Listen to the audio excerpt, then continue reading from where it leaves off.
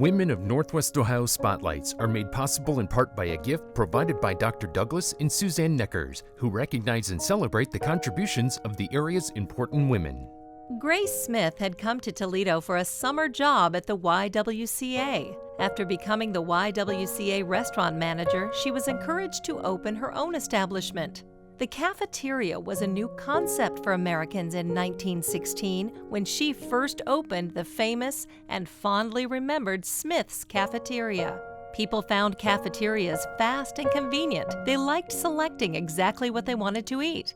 Her establishment served no liquor, making it possible for young working women to lunch comfortably without an escort.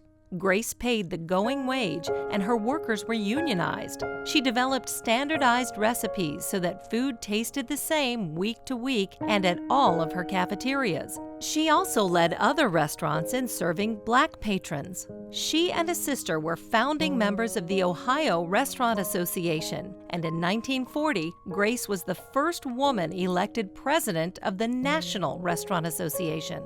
I'm Chris Peterson. Women of Northwest Ohio is a co-production with the League of Women Voters of Bowling Green, the Perrysburg area, and Toledo-Lucas County, and made possible in part by a gift provided by Dr. Douglas and Suzanne Neckers. Being involved makes our democracy work.